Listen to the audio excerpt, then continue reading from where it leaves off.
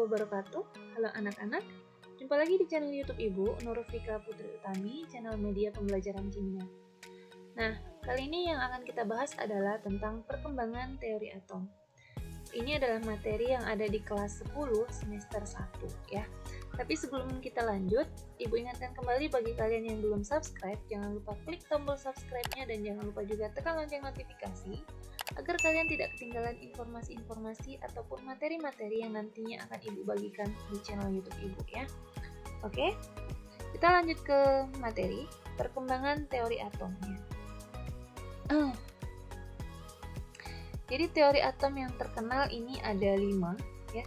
Yang pertama itu dikemukakan oleh John Dalton, lalu yang kedua oleh Thomson, yang ketiga adalah Rutherford, yang keempat adalah teori atom menurut Niels Bohr, dan yang terakhir disempurnakan oleh teori atom mekanika kuantum. Tapi sebelum kita membahas tentang kelima teori atom ini, kita akan membahas dulu tentang teori atom yang dikemukakan oleh ahli kimia sebelum Masehi ya. Yang pertama adalah Democritus ya, ini orangnya. Beliau mengemukakan bahwa jika suatu materi dibelah terus-menerus, maka akan diperoleh suatu partikel yang bernama atom ya. Jadi berasal dari bahasa Yunani dari kata atomos yang artinya tidak terbagi. Oke, ahli kimia sebelum Masehi yang kedua adalah Aristoteles ya. Beliau mengemukakan bahwa segala materi di alam ini tersusun atas 4 unsur dasar, yaitu ada api, tanah, air, dan juga udara, yang dapat dibagi lagi menjadi lebih kecil sampai tak terbatas atau tak terhingga ya. Jadi pendapat Aristoteles ini berbeda dengan pendapat Democritus. Kalau Democritus tadi mengemukakan bahwa atom ini adalah sesuatu yang terkecil yang tidak dapat dibagi lagi, sementara Aristoteles mengatakan bahwa ini masih bisa dibagi sampai tidak terbatas atau tidak terhingga. Oke, yang pertama akan kita bahas adalah teori John Dalton ya, atau teori atom Dalton. Ini adalah John Dalton.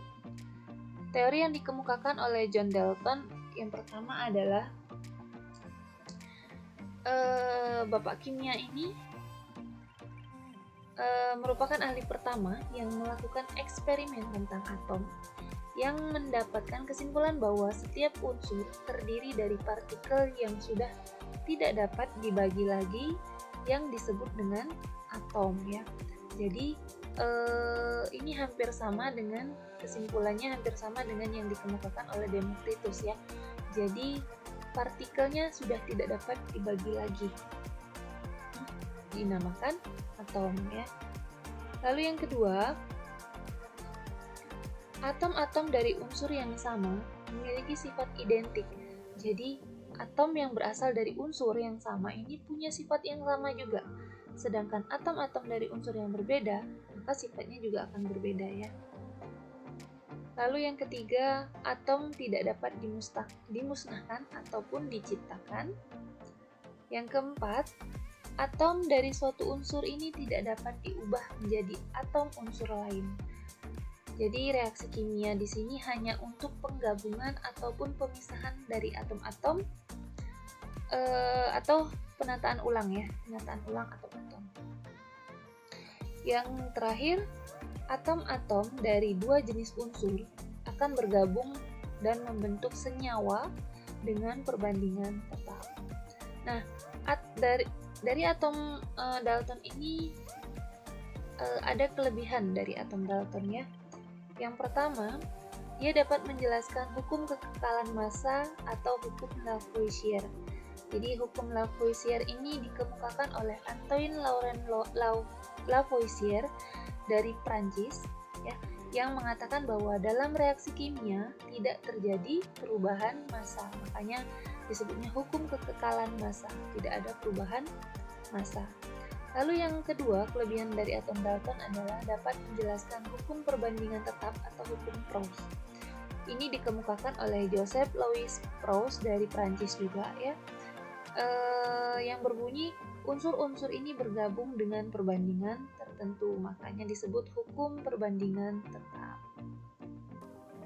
Selain kelebihan, tentu ada kelemahannya juga ya. Kelemahan dari atom Dalton ini yang pertama adalah atom bukanlah sesuatu atau partikel yang terkecil, tapi ada partikel subatom. Apa aja partikel subatom itu? Ya, ada yang namanya proton, ada yang namanya elektron, dan juga ada yang namanya neutron. Nah, inilah partikel subatom ya.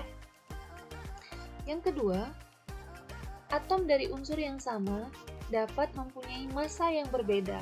Jadi, atomnya ini berasal dari unsur yang sama, tapi massanya berbeda. Inilah yang disebut dengan isotop ya. Nanti di materi selanjutnya kita akan belajar tentang isotop, isoton, dan juga isobar ya. Oke, kelemahan yang ketiga adalah atom suatu unsur ini dapat diubah menjadi unsur lain melalui reaksi nuklir atau reaksi inti.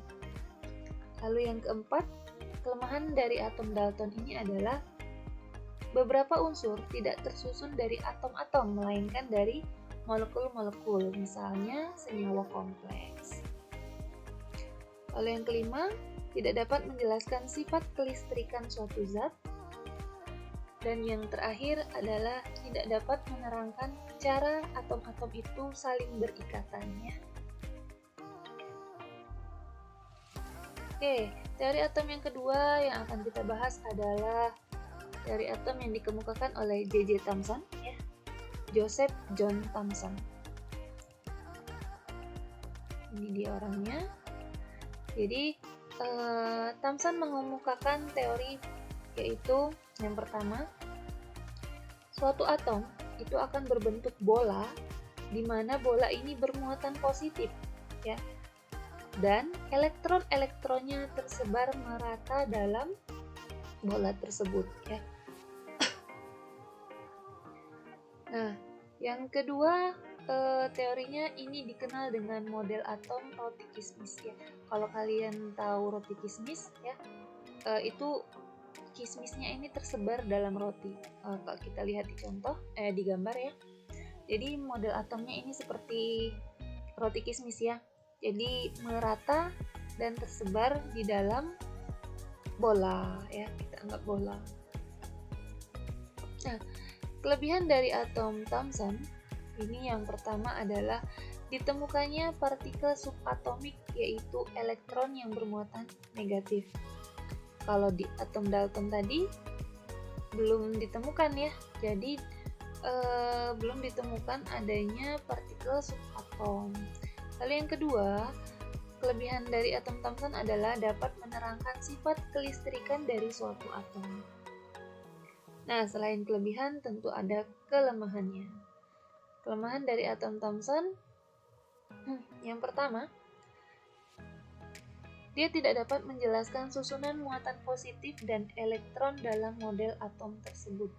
Ya, tidak dapat menjelaskan susunan muatan positif dan elektron dalam model atom tersebut.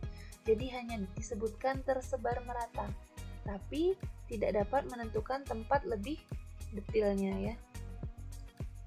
Yang kedua, tidak dapat menjelaskan peristiwa hamburan partikel alfa oleh lempengan tipis emas ya. Dan kelemahan yang ketiga yaitu tidak dapat menjelaskan adanya inti atom. Nah, jadi perbedaan antara atom Dalton dan juga atom Thomson yaitu kalau pada model atom Dalton tadi belum ditemukannya elektron ya.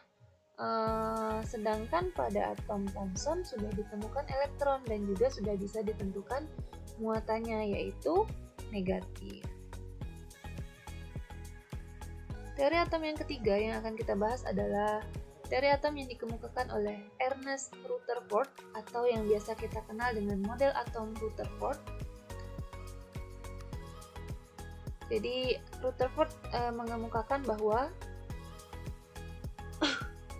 atom ini terdiri dari inti atom yang sangat kecil ya, atau nukleus yang merupakan pusat massa atom dengan dikelilingi awan elektron bermuatan negatif. Jadi atom ini terdiri dari inti atom yang bermuatan positif ya. Yang kedua, sebagian besar atom merupakan ruang kosong. Jadi atom ini tidak berbentuk seperti bola pejal seperti yang dikemukakan oleh J.J. Thomson tadi ya. Kalau J.J. Thomson mengatakan bahwa atom ini berbentuk bola pejal ya. Sementara Rutherford ini mengatakan dia bukan bola pejal tapi merupakan ruang kosong. Kita lihat di gambar ya, perhatikan pada gambar. Jadi di situ terdapat nukleus atau inti atom, di mana di dalam nukleus itu terdapat proton dan juga neutron ya, yang berwarna merah dan biru ini di dalam inti atom ya. Jadi ada proton dan juga neutron. Nah, sehingga muatannya akan bernilai positif karena ada proton tadi. Sementara elektronnya bergerak mengelilingi lintasan-lintasannya. Jadi ini lintasannya nih. Ini lintasan dari elektron seperti itu. Nah, ini percobaan dari Rutherford ya. Percobaan yang dilakukan oleh Ernest Rutherford. Jadi dia bersama dua asistennya ya, melakukan serangkaian percobaan untuk mengetahui tentang susunan dari atom ya. Jadi mereka ini mencoba menembaki lempengan emas. Sebentar, ini lempengan emas ya. Lempeng tipis logam emas. Jadi mereka mencoba menembaki sinar alfa. Jadi sinar alfa ini merupakan salah satu jenis radiasi yang dihasilkan oleh zat radioaktif ya. Jadi mereka menembaki lempengan emas yang sangat tipis dengan partikel sinar alfa berenergi tinggi dari kotak ini ya. Mereka menemukan bahwa sebagian besar partikel alfa dapat menembus lempeng emas. Jadi tanpa pembelokan nih, lurus aja nih. Ini hasilnya adalah sebagian besar sinar alfa ini diteruskan ya. Jadi seolah-olah lempengan emas ini tidak ada ya. Nah, akan tetapi mereka kemudian menemukan juga bahwa sebagian kecil dari partikel alfa tadi mengalami pembelokan yang cukup besar, bahkan beberapa di antaranya dipantulkan ya. Jadi ada beberapa yang dipantulkan nih, ada yang ke sini, ada yang ke sini, berpencar kan? Ada juga yang dipantulkan. Ini sinar alfanya dipantulkan seperti itu ya. Kelebihan dari atom Rutherford ya. Yang pertama adalah ditemukannya inti atom bermuatan positif ya. Ditemukan inti atom bermuatan positif. Kalau di Thomson tadi ditemukan elektron ya, muatannya negatif. Yang kedua, atom Rutherford dapat memperkirakan bahwa elektron bergerak mengelilingi inti atom. Lalu kelemahan dari atom Rutherford yang pertama adalah tidak dapat menjelaskan mengapa elektron tidak jatuh ke inti atom ya.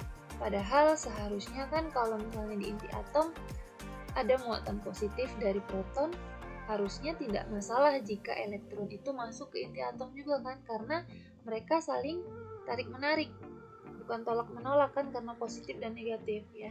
Nah, dia tidak dapat menjelaskan mengapa elektron tidak jatuh ke inti atom. Lalu kelemahan yang kedua yaitu tidak dapat menjelaskan spektrum emisi atom hidrogen yang berupa spektrum garis.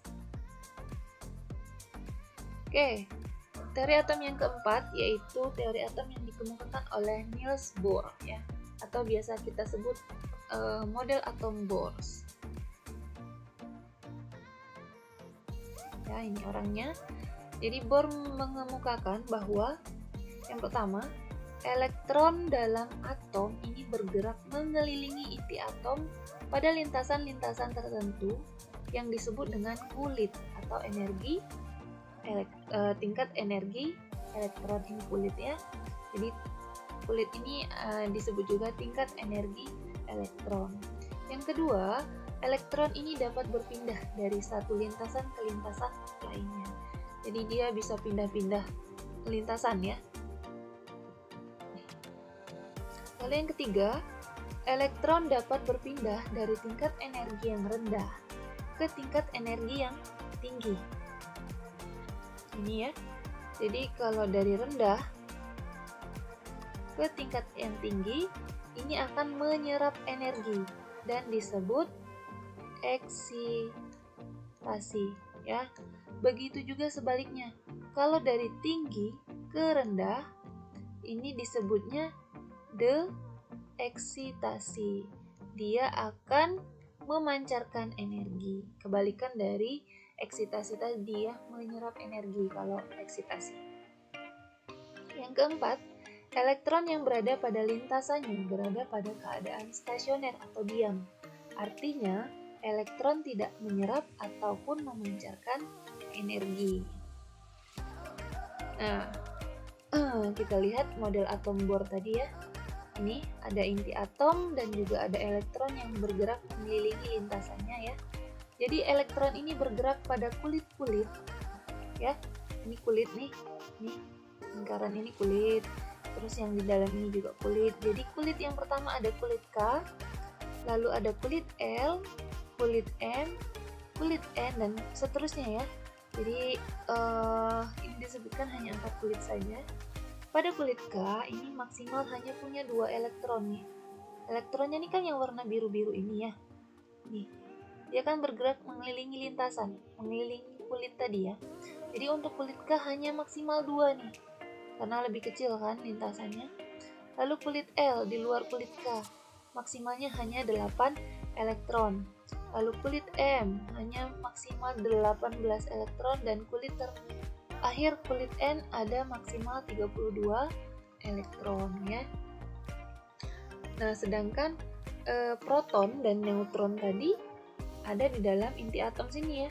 Ini ada proton, ini juga ada neutron ya. Jadi dia tidak bisa bergerak. Yang bisa bergerak hanya elektron saja ya, yang warna biru ini ya. Oke. Kelebihan dari atom Bohr. Yang pertama, dapat menerangkan spektrum emisi atom hidrogen ya. Emisi atom hidrogen atau lambang unsurnya H ya. Yang kedua, dapat memperkirakan bentuk lintasan elektron mengelilingi inti atom. Dapat memperkirakan bentuk lintasan elektron mengelilingi inti atom. Itu tadi yang ada penamaan ya, ada kulit K, kulit L, M, dan N, seperti itu. Kelebihan yang ketiga yaitu dapat menerangkan energi ionisasi atom hidrogen secara matematika. Lalu yang keempat, kelebihan dari atom Bohr adalah dapat digunakan untuk memperkirakan sifat keperiodikan dari unsur-unsur. Lalu apa saja kelemahan dari model atom Bohr? Yang pertama, hanya sesuai untuk atom hidrogen ya. Jadi hanya bisa dipakai untuk atom hidrogen yang mempunyai 1 proton dan juga 1 elektron. Jadi hidrogen ini hanya punya 1 proton ditambah 1 elektron. Dan jika diterapkan pada atom-atom yang mempunyai elektron banyak, dia tidak akan sesuai ya. Yang kedua, tidak dapat menjelaskan terjadinya efek Zeeman ya. Efek Zeeman ini apa? Efek Zeeman ini adalah adanya pengaruh medan listrik ya. Medan listrik dan juga efek Stark. Ini adalah pengaruh dari medan magnet pada atom-atom yang berelektron banyak. Oke, ini adalah model atom terakhir ya yang disempurnakan akhirnya oleh model atom mekanika kuantum.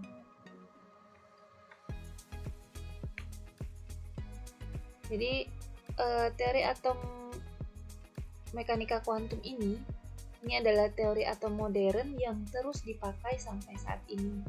Ini dikemukakan oleh Schrödinger ya. Ini Schrödinger ya. Bentar, ini Schrödinger.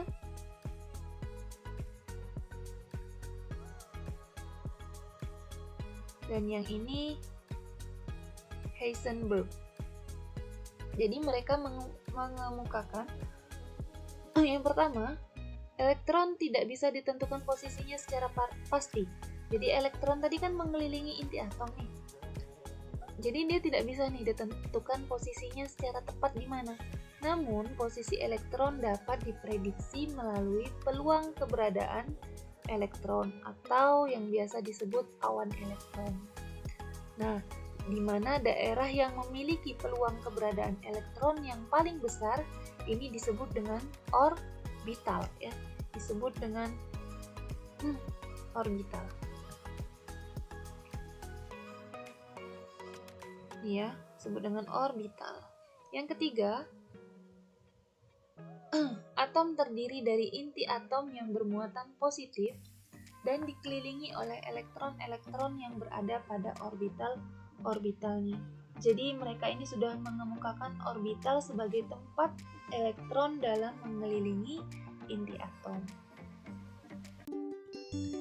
Oke, Ibu cukupkan materi tentang perkembangan teori atomnya ya. Jadi Ibu harap kalian mengerti dengan apa yang sudah Ibu jelaskan. Jika ada yang ingin ditanyakan, boleh komen di video ini, boleh juga langsung chat pribadi atau ke WA group ya. Dan kita berdoa bersama-sama semoga pandemi ini segera berakhir, jadi kita bisa bertatap muka secara langsung. Tetap jaga kesehatan. Sebelum Ibu akhiri, Ibu ingatkan kembali jangan lupa klik subscribe dan jangan lupa juga klik loncengnya di channel YouTube Ibu Nurfika Putri Utami. Ibu akhiri, wassalamualaikum warahmatullahi wabarakatuh.